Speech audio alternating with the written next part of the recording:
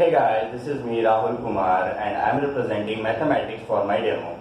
Okay, so I'll explain the problem here and the solution. Okay, and this will be the approach for real life example in mathematics. So here we have 3 points A, B and C.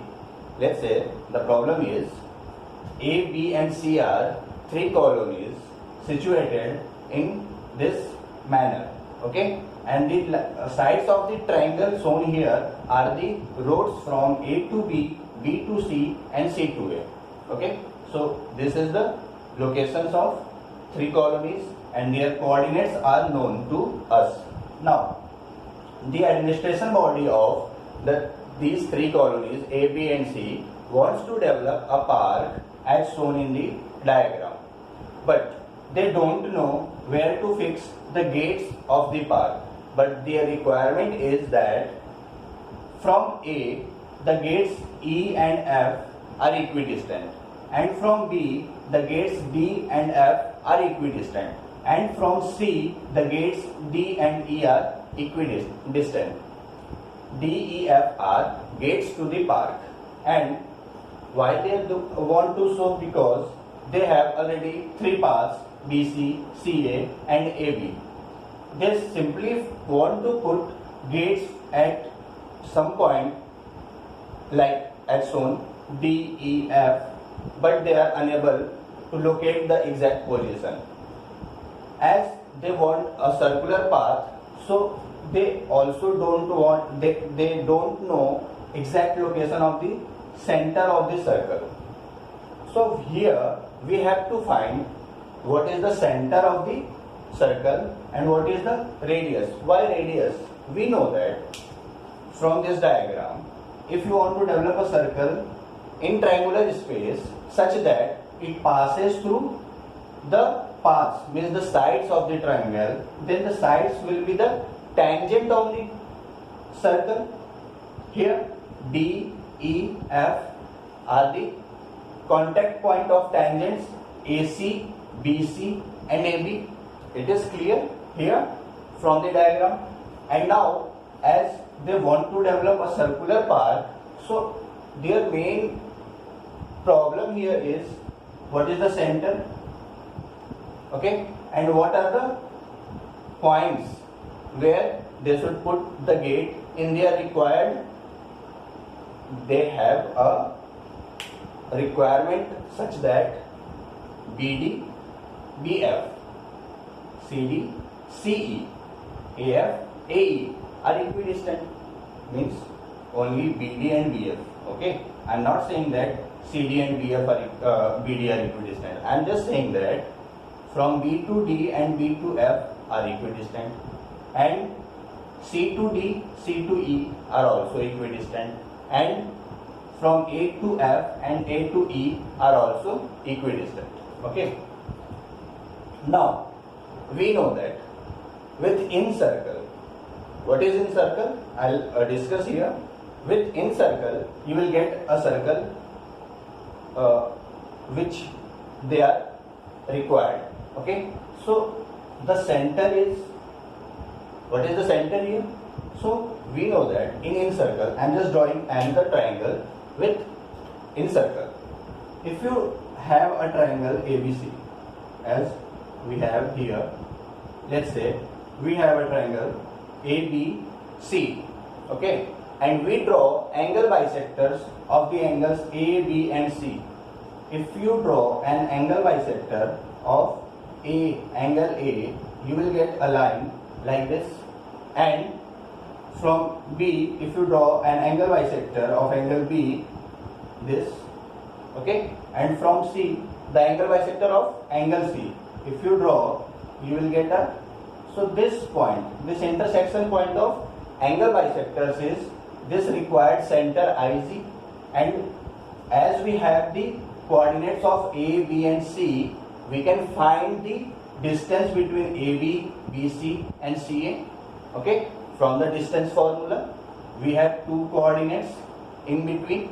So let's say we have find the distance between AB and C. Okay, What is the distance formula? I am just writing here, okay.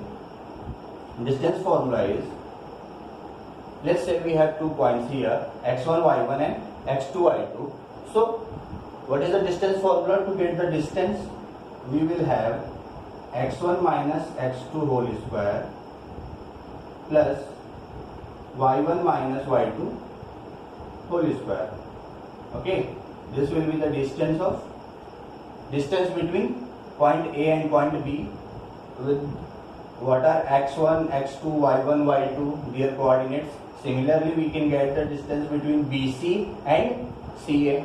So let's say this distance is C. Okay, so I am just erasing the distance formula from here as I have limited space. So now with that formula I have the distance between AB as C, and from B to C we have distance as, let's say, small a. Okay, and from A to C the distance is, let's say, small b. So we have the distances as we had coordinates. Now if we have the distances, okay, now what is the in center? The formula for in center is IG. We will have x and y coordinates. Okay, so its x coordinate is, I will write here so that I can complete at one place. IG, the coordinates of IG. The x coordinate will be ax1. So A is this distance BC, A into x1 plus B into x2 plus C into x3 upon A plus B plus C. Okay, please watch that. What I'm doing here. Here we have the distance of BC as small a, and I am multiplying this distance with its opposite vertex, the x coordinate of its opposite vertex. Similarly, ax1, bx2 plus cx3, adding them and dividing by a plus b plus c, I will get the x coordinate of in center. And what is the y coordinate? Y coordinate will be a y1 plus by2 plus cy3 upon a plus b plus c. Okay, Incircle, here I have represented, this will be the center for Incircle, and as we have to find the location of DEF, we will find a radius of this circle such that the radius is perpendicular on tangent. We have 3 tangents here in the diagram, AC, CB, BA, and if you draw a radius on that point of contact, you will get perpendicular distance which will be the shortest distance. So you can easily find that BD, BF, okay, will be equal. I'll show you how. But how to get the radius? The formula for radius is, I'm erasing this triangle. So we have the center, and now the radius of this circle will be find as R equals, let's represent the area of triangle as this symbol called delta upon small s. Okay, so what are these symbols? What is delta and what is s? So delta is under root s minus a, s minus b, and s minus c. Okay, what is s and abc? ABC are the side lines here. I have represented a, b, and c. And what is s? S is semi-perimeter of triangular of the triangle. So a plus b plus c upon 2. This is s. This is the means semi-perimeter. This is area of triangle, so that we can find the radius of circle. And this is the center of circle.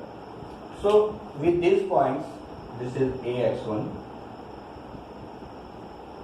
With these points, I can locate the center of the circle, and the points D, E, F are the point of contact of radius and tangent. Okay. Now their requirement was B to D and B to F must be equal. How to ensure this? We know a concept of congruent triangles. Okay. So from congruent triangles, let's join this. If you join B to IZ, okay, and also we know that radius on tangent is perpendicular, so this angle is 90 degree. Here this will be also a 90 degree angle. Here we have two triangles, a triangle BIZD or BDIZ, a right angle triangle, also a triangle BFIZ, okay, in which an angle is 90 degree here, both, okay, and this side B2IZ is the common side, okay, as this point is, the point IZ is the angle bisector, and if you join this line B2IZ, this will be angle bisector, means this angle will be equal to this angle. Hence, triangle BDIZ and triangle BFIZ are congruent triangle, and from CPCT we know that BD and BF are equal. You can see that. So similarly, from A to F and A to E will be equal, and from C to D and C to E will also be equal. So their requirement are fulfilled here. Now, why incircle? The concept, the main question is why incircle, why not other circle?